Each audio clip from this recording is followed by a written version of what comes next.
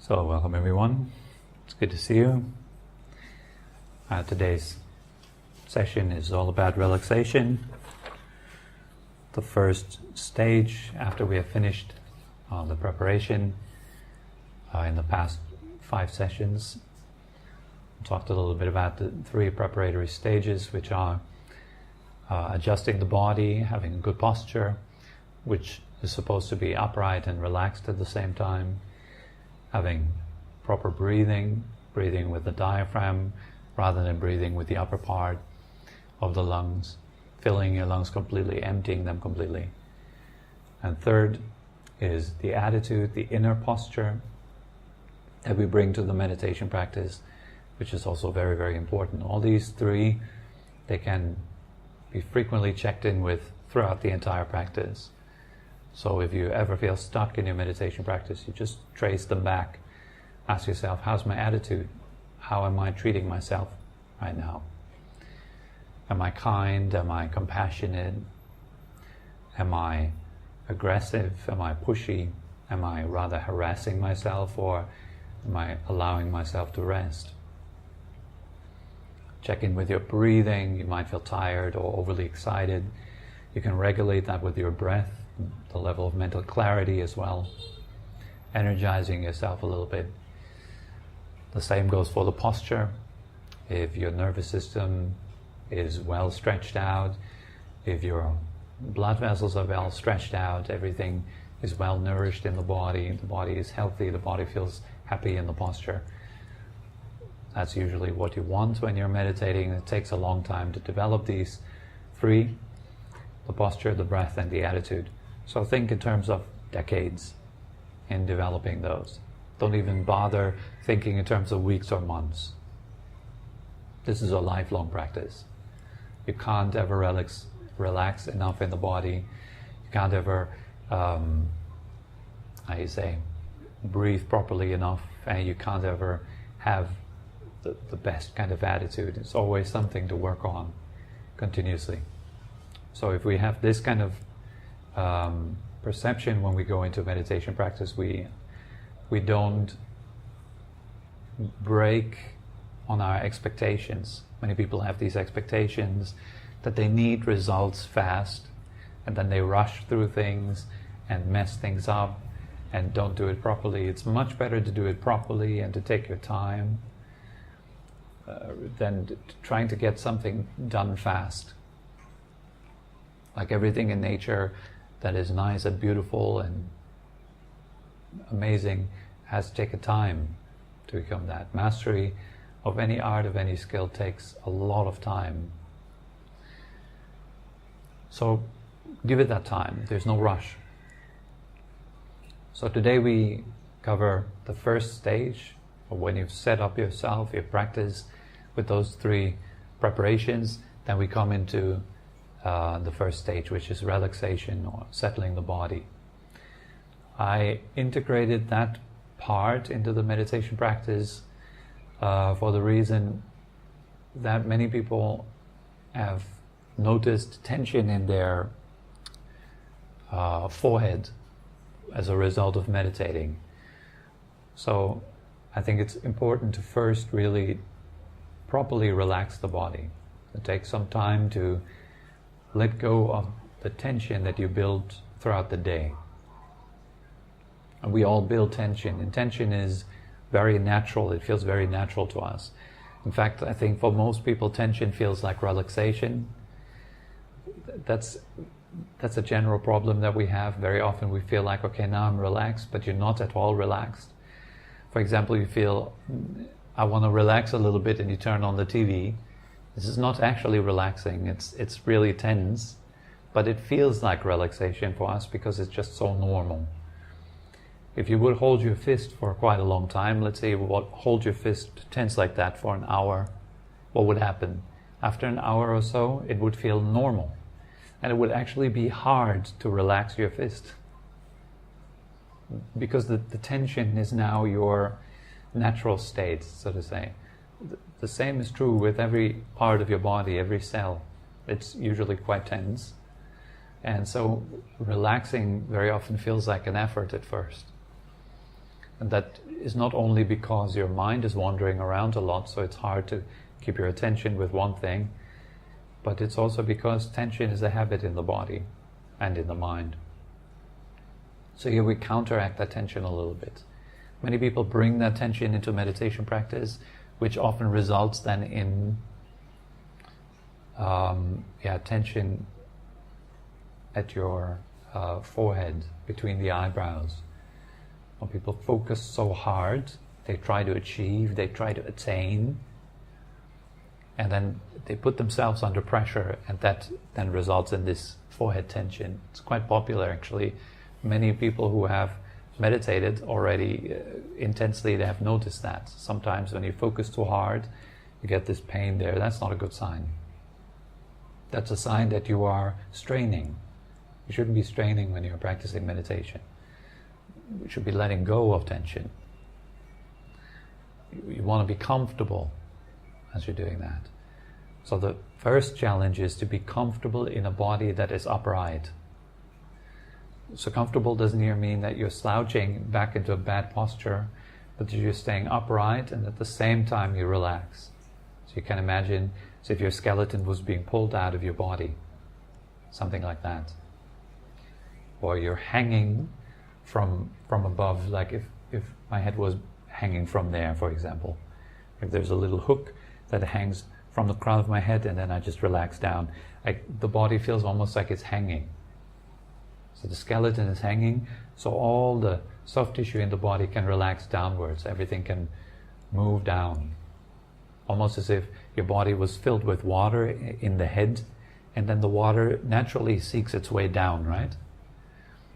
And if you're very tense in your body, the water can't pass through the tension. Then you want to relax this area, the water can pass through. And even if you're able to do that just a little bit, it's already very healthy, it's already very good. Any little effort that goes into releasing tension is well spent effort, and it is right effort, it's good effort. You're helping yourself to relax. Something you can do throughout your day. If you're waiting at the traffic light, why not take a breath, feeling the body as you breathe in, and releasing tension as you breathe out. You'll be surprised how much tension we're holding unconsciously. Tension in the shoulders, in the belly. There's a lot of tension in the belly very often.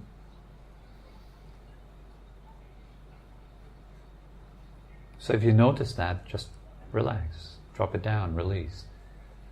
Just bringing that more and more into your daily life, making more and more a habit to release tension. Even emotional tension. When the mind heats up and it turns into an emotion, and the emotion affects the body.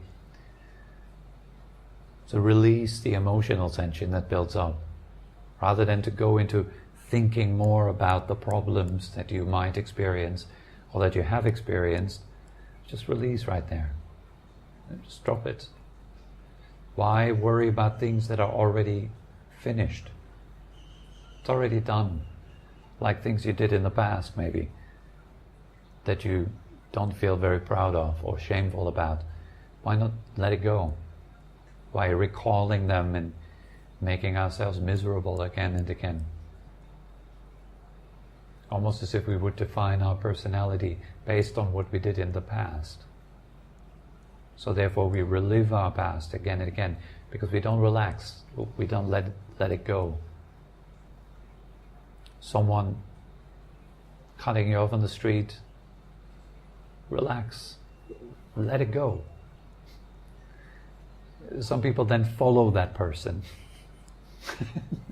I just heard a story yesterday of a friend who just got caught off on the street, and then he followed that person all the way home to just teach that person a lesson, you know. So that gets us in trouble. And you waste a lot of time also.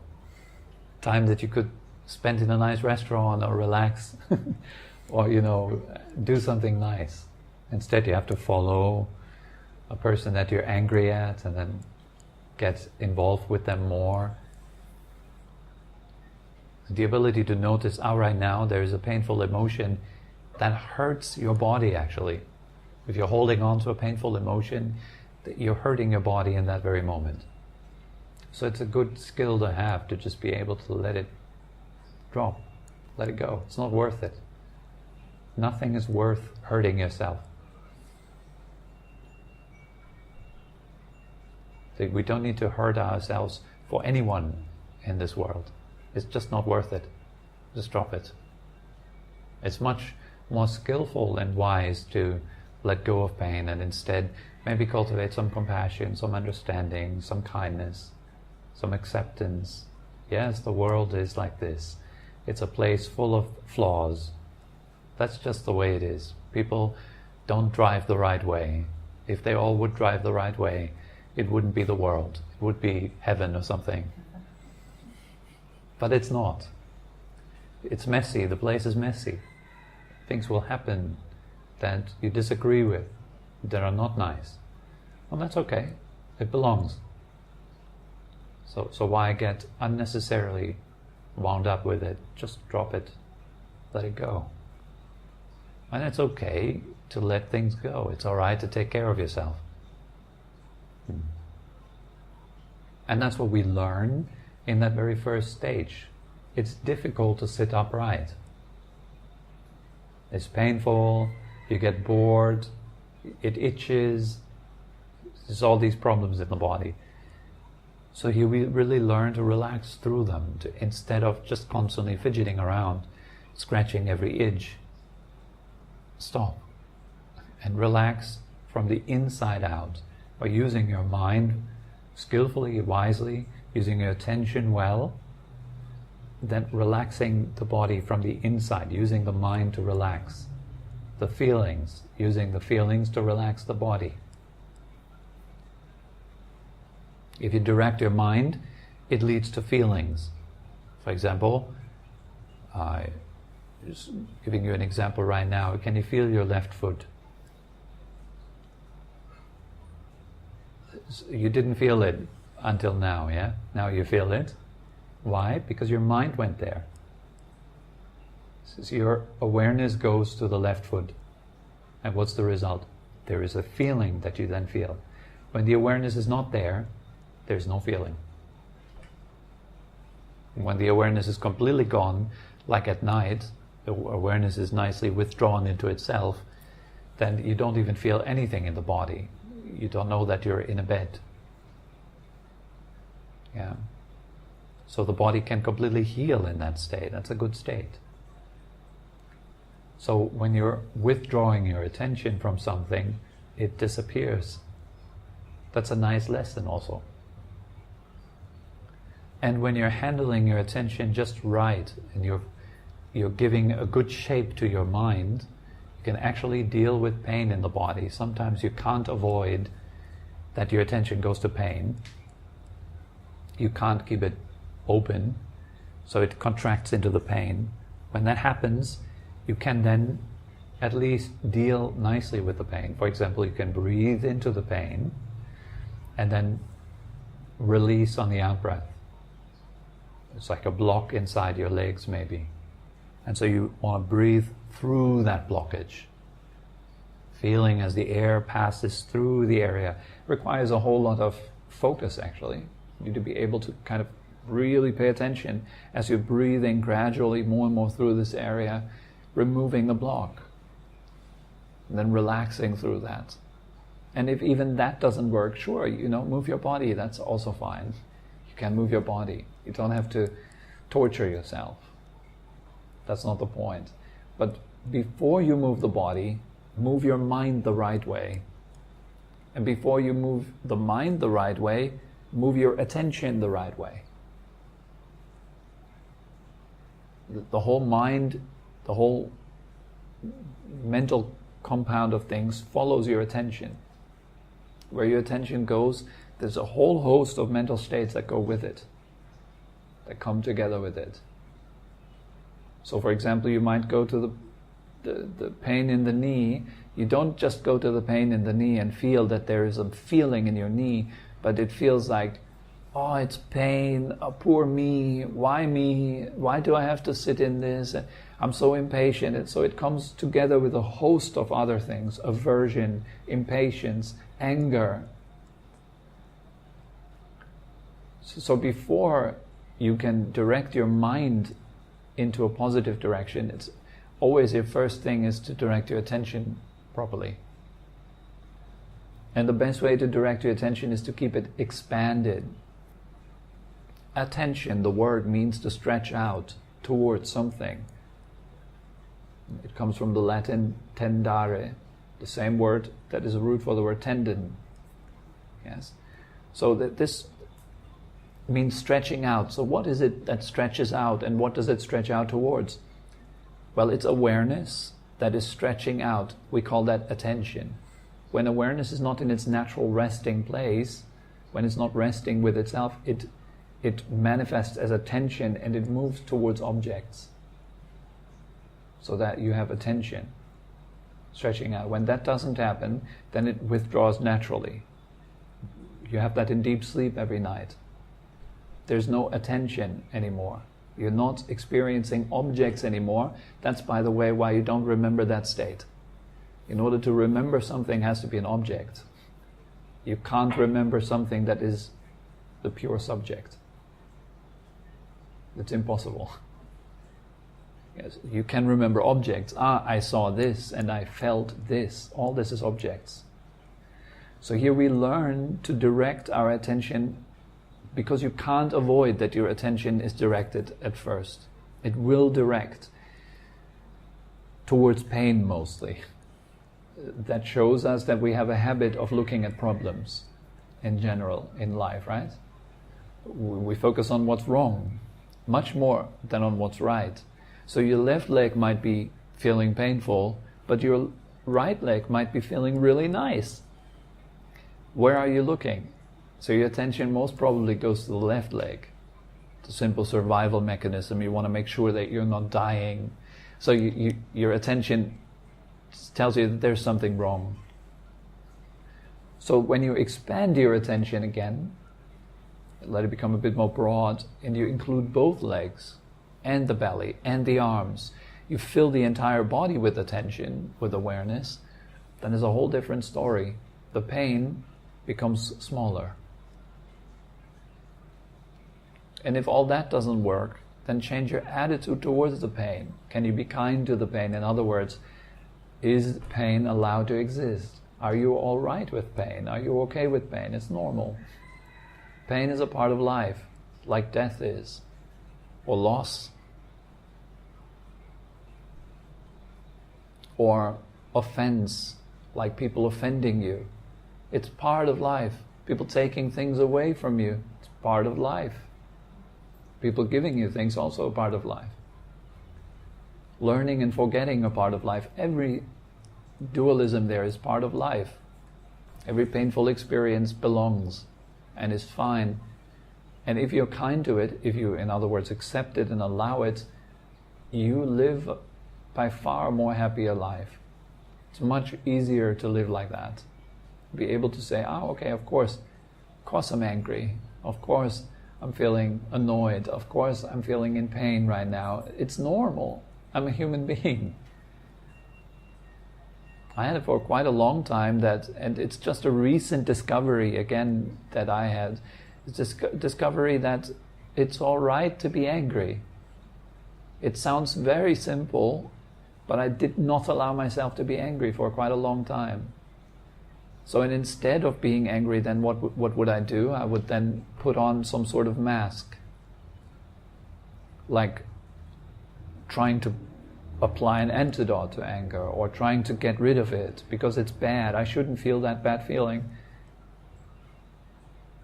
And it goes into very tricky, very subtle details. The mind is very clever, figuring out ways that make sense in dealing with things, but it doesn't make sense ultimately. And so right now I'm working on just being okay with whatever emotion comes up and whatever feeling comes up, including physical pain, while at the same time relaxing anyways. Yep, there's anger, it's fine, but I relax anyways. Yes, I'm annoyed, and I'm impatient, or bored, and that's okay. I relax anyways. So I make relaxation, the dropping away of tension, a priority. And all that you can learn just through the first stage. How you use your attention, what you focus on, pain or pleasure, release or contraction. You can learn a whole lot about how you're holding your body, how you inhabit your body. You'll find that it's very partial. And so that's why we start off partially. We go through the legs first, separating them from the rest of the body, just relaxing the legs.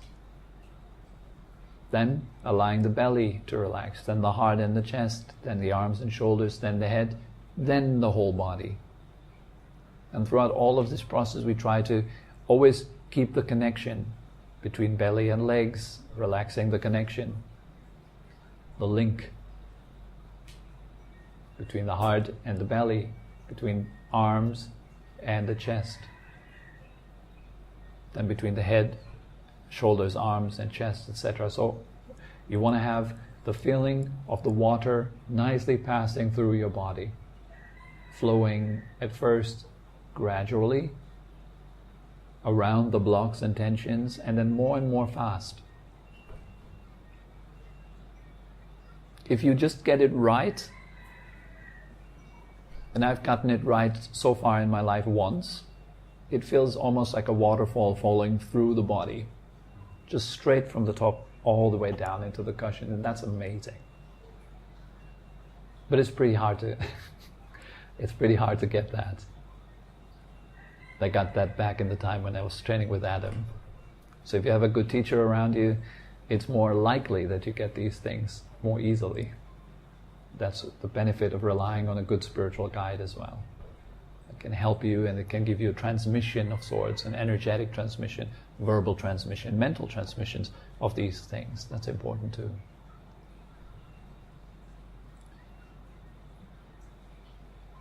So we just try to do our best at keeping the body soft, open, relaxed and comfortable. And a good sign that you get that is that you feel really nice in your body. The body feels almost like it's expanding from the inside gradually, very gently. It feels almost like you're held in place. Something is almost like shifting or clicking, and your body is just held in place, which allows then, it allows you to forget the body completely.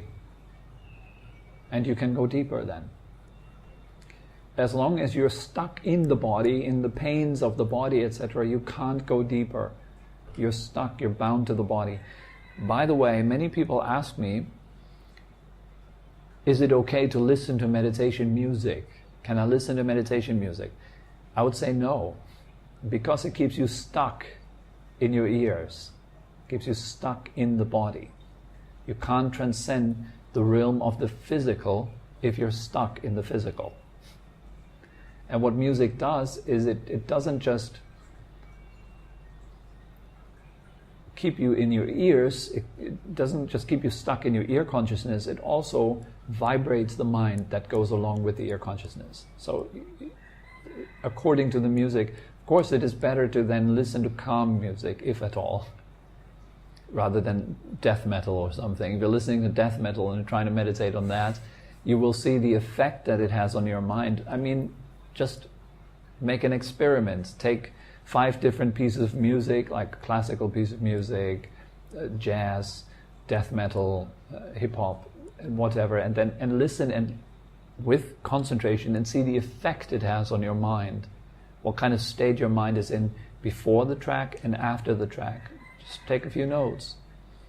But in general, when you're meditating, don't meditate with music. The whole point of meditation is to transcend the physical reality and come into a mental reality much more. So you can actually see the birthplace of the physical reality and how the mind wanders out into it and creates it. We can't see that if we're stuck with any physical object. So that even goes for breathing meditation. Breath is still a physical object. Yes. And after a while of doing breathing meditation, even the breath will fade and disappear. But here in the first stage, what will fade and disappear is the coarse experience of your body. The body gets out of the way. When it's nicely aligned, well positioned, and open, then you can forget about the body. That's the whole point of that. It becomes so relaxing that you can just drift off. By drifting off, I mean drifting in. Your mind comes back to its source. It's almost like falling asleep while staying awake. So the body kind of goes, it's a very, very similar state to sleeping. It goes to sleep while your mind stays fully awake. And you're nicely supported in that posture. The whole function of that stage is to introduce the next stage and to act as a base for the next stage. It's a foundation for stage 2. It introduces presence. The whole work through the body already makes you very present. You have to be here and you have to pay attention to what is working with your body. You can't just drift off into thinking about what's next or what happened before. So it introduces presence. That's the point of stage 1. So relaxation and the introduction of presence, which then is stage 2, which we will discuss on Thursday evening. Okay, so far I think that's good enough. Are there any questions?